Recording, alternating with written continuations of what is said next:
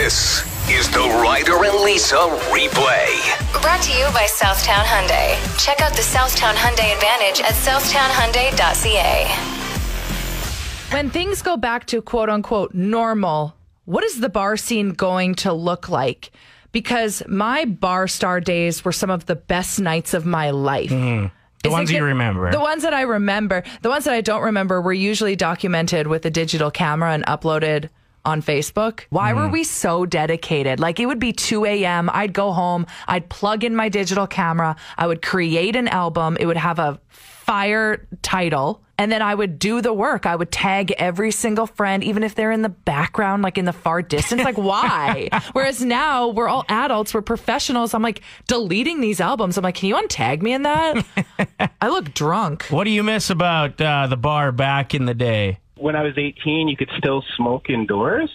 Right. I really missed that because there was hot chicks running around, secondhand smoke everywhere. It was glorious. Like, you don't get that anymore. Think of how many of your nice outfits that you were wearing to the club for the first time you ended up with a cigarette hole in from the dance floor. They were kind of stained yellow, so I started buying yellow clothes. So you can't... Oh, yeah. Demi Lovato back in 2016 pretended to be a Lyft driver and went undercover and would surprise her fans. Well, she's recently teamed up with Lyft again. They have just announced that they've teamed up with her and the Voto Latino Foundation to provide ride credits to help get Hispanic communities with potentially no other mode of transportation to their COVID-19 vaccination sites in Demi's home state of Texas. Lyft wants to provide 60 million rides to vaccine access to and from appointments. And if individuals already have their own reliable transportation, they can fund a ride for someone else in need. Well, and the more people that are vaccinated, the safer the Lyft drivers as well. So big ups to them. That's a solid move. Tell me something good. My story is about gardening. It is almost that season, and if you're thinking about it this year, I think you should go for it. A new study shows that gardening just twice a week improves your well-being and lowers your stress levels significantly. Tell me something good. It is time for Unsung Heroes, where we give shout-outs to people, places, and things that don't always get the notoriety they deserve.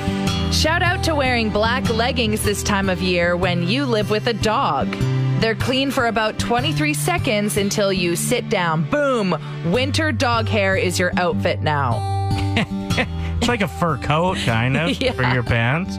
Shout out to the season between shoveling and mowing being extra lengthy this year. Lazy people unite.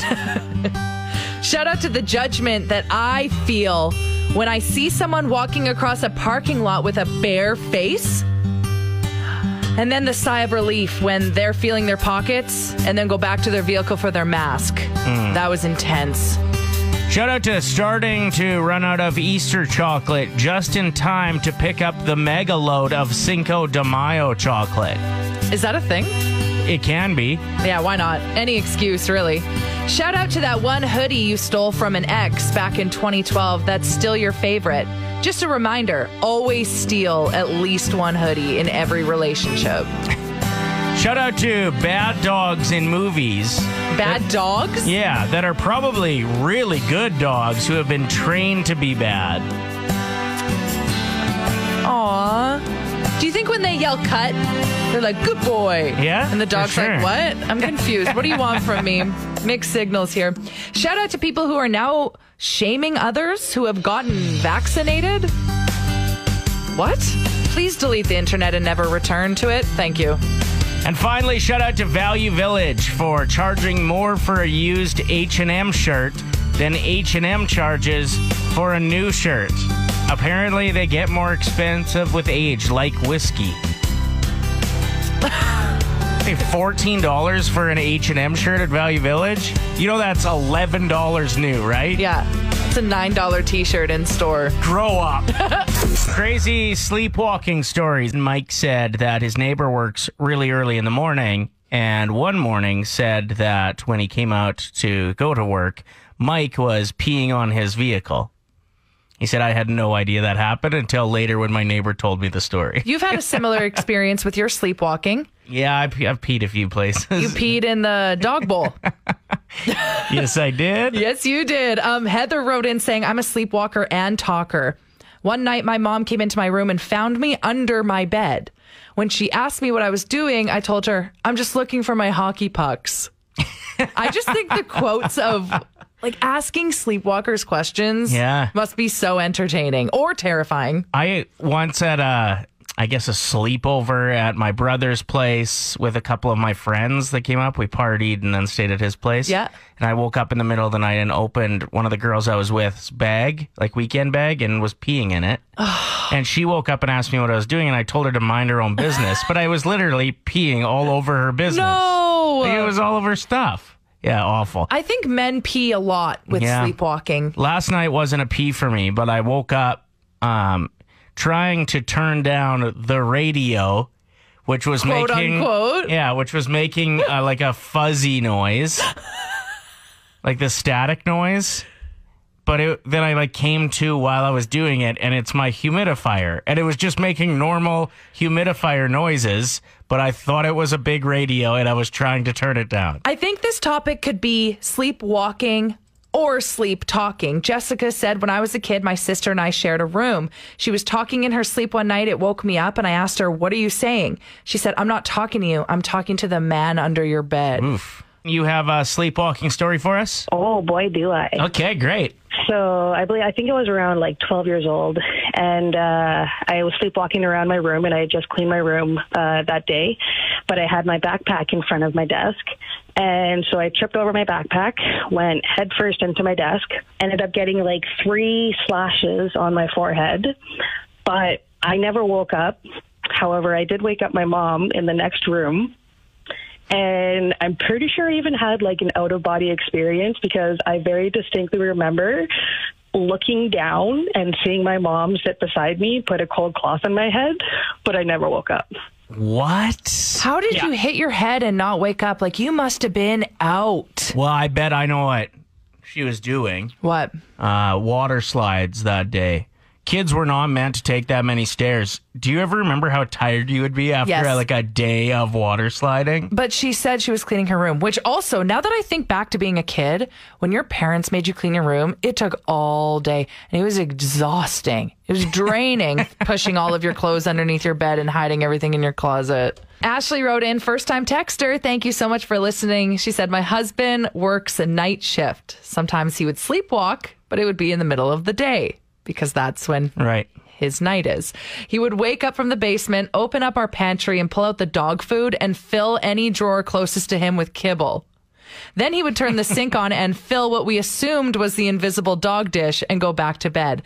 In my mind, I find this to be so wholesome and sweet, Ashley. He cares so much about your dog. She writes back after I said that. She's like, yeah, except I'm the one that had to clean that dang kibble out of every single drawer. Also, you got to be a little bit worried that he's going to like go back to sleep before he shuts the tap off. Anytime water's involved, I'm a little worried about risky. it. 780-784-7107. Jade, yours is a sleep talking story, and it's about a specific subject. So, yeah, mine is McDonald's, apparently. I used to work at McDonald's, and apparently it's a trauma trigger for me in some way, because you ask me anything McDonald's while I'm sleeping, and I'll recite it back to you. So we're talking menu items. Do you know the prices of them, everything that's on certain burgers?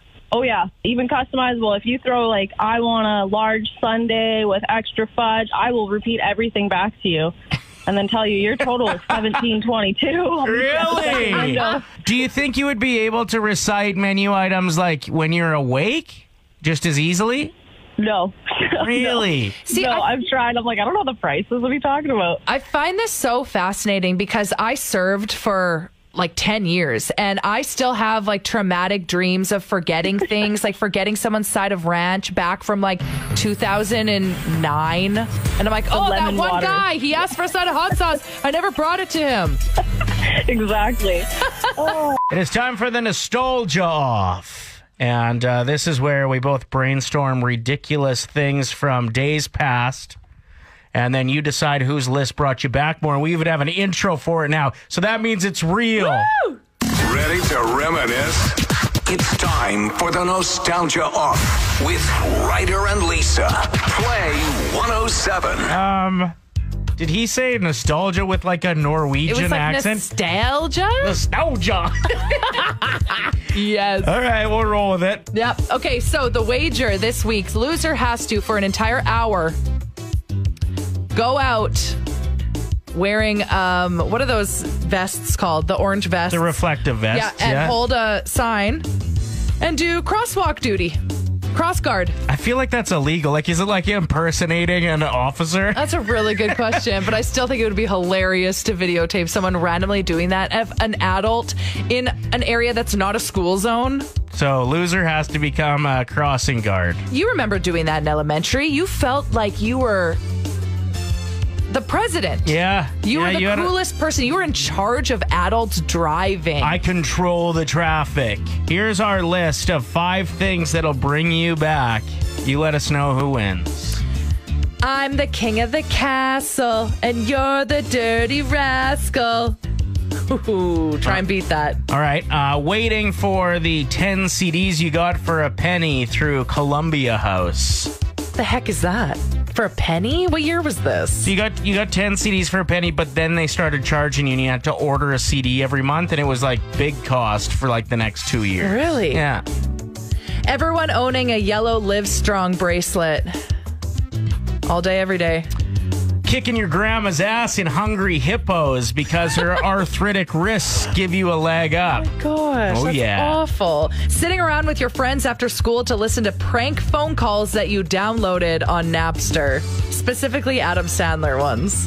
Using the oven to curve your mini stick before game time to give you a leg up. You're just cheating with everything you're doing. Your poor grandma cheating in mini sticks. She was terrible at mini sticks too. Okay, do you have that audio drop that I got you to save? I believe I do. Got that ready to rock? Okay, so my next one has a little bit of audio. The jewelry box with the dancing ballerina in it.